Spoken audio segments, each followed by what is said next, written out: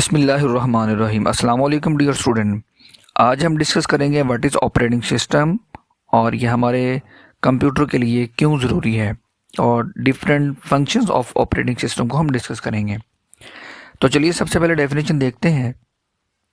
An operating system is a set of programs that manage all computer components and operations.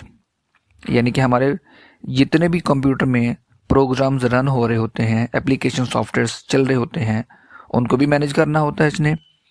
और फिर जितने भी hardware के components हैं उनको भी इसने उनके ऑपरेशन को भी कंट्रोल करना होता है। तो डियर स्टूडेंट, हमारे पास सिस्टम सॉफ्टवेयर और एप्लीकेशन सॉफ्टवेयर हम पहले चैप्टर में पढ़ चुके हैं। तो एप्लीकेशन सॉफ्टवेयर्स और सिस्टम सॉफ्टवेयर, तो सिस्टम सॉफ्टवेयर की भी यही रिस्पॉन्सिबिलिटी थी, तो उसी को हम ऑपरेटिंग सिस्टम का नाम देते हैं। तो ऑपरेटिंग सिस्टम हमारे पास क्या है? प्रोग्राम्स हैं, सेट ऑफ प्रोग्राम्स। तो थोड़ा सा हम रिवाइज कर लेते हैं। जो हमारे पास एप्लीकेशन सॉफ्टवेयर थे वो स्पेसिफिक टास्क परफॉर्म करते थे, लेकिन जो हमारे पास ऑपरेटिंग सिस्टम, जो सिस्टम सॉफ्टवेयर थे, ये सेट ऑफ प्रोग्राम से इनकी रिस्पॉन्सिबिलिटी हार्डवेयर को और प्रोग्राम को मैनेज करना था, हार्डवेयर को कंट्रोल करना था। तो हमारे पास कंप्यूटर में ऑपरेटिंग सिस्टम का होना ज़रूरी है, क्योंकि अगर हम ऑपरेटिंग सिस्टम कंप्यूटर में इंस्टॉल नहीं करेंगे तो हमारा कंप्यूटर जो है वो एप्लीकेशन को सपोर्ट नहीं करेगा। हमारे पास जो ज़्यादा यूज़ होने वाले ऑपरेटिंग सिस्टम है उसमें माइक्रोसॉफ्ट विंडो है। तो हम सिंपल विंडो का वर्ड यूज़ करते हैं। आपके कंप्यूटर में जब भी कोई प्रॉब्लम आए, कोई मसला आए, आमतौर पर हम कहते हैं जी विंडो हमारी ख़राब होगी, हमारा सिस्टम प्रॉपर काम नहीं चल रहा है। अगर हार्डवेयर को कोई प्रॉब्लम नहीं है तो हम विंडो दोबारा इंस्टॉल करवा लेते हैं। तो विंडो हमारी ऑपरेटिंग सिस्टम है।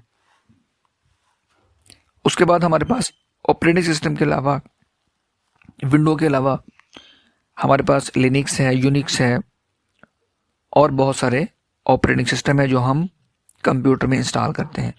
तो ऑपरेटिंग सिस्टम सबसे पहले इंस्टॉल किया जाता है, उसके बाद हम Microsoft Word, Excel, PowerPoint और बहुत सारी डिवाइसेस को इंस्टॉल करते हैं कंप्यूटर में। तो हमारे पास जो ऑपरेटिंग सिस्टम है, इसके बगैर ना ही हमारा हार्डवेयर काम करेगा और ना ही हमारे कोई और एप्लीकेशन काम करेंगे। तो the operating system act as a interface between computer and user, यानी कि यूज़र और मशीन के बिटवीन, पर्सन और मशीन के बिटवीन, हार्डवेयर के बिटवीन एक इंटरफेस प्रोवाइड करता है। यूज़र जो है ऑपरेटिंग सिस्टम की हेल्प से कंप्यूटर को यूज़ कर रहा होता है और कंप्यूटर फिर ऑपरेटिंग सिस्टम की हेल्प से यूज़र को रिप्लाई कर रहा होता है। तो इसलिए कंप्यूटर में काम करने के लिए ऑपरेटिंग सिस्टम का होना ज़रूरी है और वो कोई भी हो सकता है। तो माइक्रोसॉफ्ट की जो विंडोज़ है ये आमतौर पर हम इसको ज़्यादा जानते हैं, ज़्यादा यूज़ होती है। उसके बाद हमारे पास है डिफरेंट फंक्शंस। ऑपरेटिंग सिस्टम क्या क्या कर सकता है? तो बूटिंग प्रोसेस क्या है? तो बूटिंग प्रोसेस हमारे पास ऐसा प्रोसेस है जिसमें जब भी कंप्यूटर स्टार्ट होता है और रीस्टार्ट होता है तो वो ऐसी इंस्ट्रक्शंस हैं जो कंप्यूटर को क्या करती हैं, वो जो स्टार्टिंग इंस्ट्रक्शंस हैं या रीस्टार्ट कंप्यूटर जब होता है, वो जो इंस्ट्रक्शंस है कंप्यूटर को रेडी करने के लिए काम करती हैं और ये चेक करती हैं कि कंप्यूटर के जितने भी कंपोनेंट्स हैं वो अटैच है कंप्यूटर के साथ, मौजूद हैं। तो इनको हम बोलते हैं जी बूटिंग प्रोसेस, जो स्टार्ट की इंस्ट्रक्शंस होती हैं जो कंप्यूटर को स्टार्ट करवाती हैं। उसके बाद हमारे पास मेमोरी मैनेजमेंट है। ऑपरेटिंग सिस्टम क्या करता है बूटिंग प्रोसेस के बाद, यानी कि कंप्यूटर को स्टार्ट करवाने के बाद मेमोरी को मैनेज करता है। यानी कि मेमोरी डिफरेंट ऑपरेशन परफॉर्म कर रही होती है, डिफरेंट प्रोग्राम को एग्जीक्यूट कर रही होती है। तो इसने एक प्रोग्राम से दूसरे प्रोग्राम को कैसे मैनेज करना है, तो प्रॉपरली जो है वो ये कैसे इसने इसको हैंडल करना है, तो ये ऑपरेटिंग सिस्टम इसको बताता है कि कैसे डिफरेंट फंक्शंस परफॉर्म करने हैं, कैसे डिफरेंट प्रोग्राम को एग्जीक्यूट करवाना है। तो हमारे पास उसके बाद है जी लोडिंग और एग्जीक्यूशन, यानी कि कोई भी प्रोग्राम जो एग्जीक्यूट होना है वो मेमोरी में होना चाहिए। हम जब भी कंप्यूटर में कोई प्रोग्राम डबल क्लिक करके ओपन करते हैं तो वो थोड़ी देर के बाद हमारी स्क्रीन पर आता है। तो वो जो थोड़ा सा टाइम जो डिले का है उसमें क्या हो रहा होता है, एक्चुअली उसमें हमारा जो वो प्रोग्राम है उसकी फ़ाइल मेमोरी में आ रही होती हैं।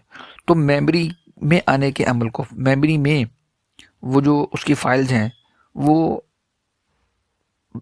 लोड हो रही होती हैं। तो मेमोरी में जो वो कॉपी हो रही होती हैं, इस प्रोसेस को हम बोलते हैं लोडिंग। और फिर वो एग्जीक्यूट होता है। अगर फाइल मेमोरी में ना आए तो वो प्रोग्राम एग्जीक्यूट ना हो। तो लोडिंग का मतलब है फाइल को मेमोरी में जो लाने का अमल है वो ऑपरेटिंग सिस्टम करवा रहा होता है, और उसके बाद वो एग्जीक्यूट हो जाता है। देन हमारे पास है जी डाटा सिक्योरिटी। तो डाटा सिक्योरिटी भी ऑपरेटिंग सिस्टम का एक फीचर है। इसकी अपनी ही सिक्योरिटी होती है कि जो इलीगल ऑपरेशन है, कोई अगर कोई वायरस आता है तो उससे प्रोटेक्ट करना है हमारे सिस्टम को।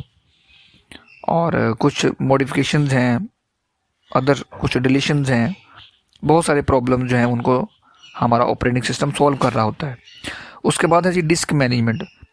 हमारे पास जो हार्ड डिस्क है उसकी स्पेस को मैनेज करना, या उसमें फ़ोल्डर कहाँ पर स्टोर होगा, उसमें फ़ाइल कहाँ पर बनेगी, प्रॉपर वे में उनको मैनेज करना, तो ये भी ऑपरेटिंग सिस्टम की रिस्पॉन्सिबिलिटी है। उसके बाद हमारे पास है जी प्रोसेस मैनेजमेंट।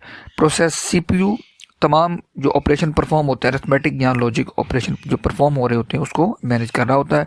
तो CPU ने एक वक्त में कितने टास्क परफॉर्म करने हैं, क्या करना है उसने, ये भी ऑपरेटिंग सिस्टम उसको बता रहा होता है।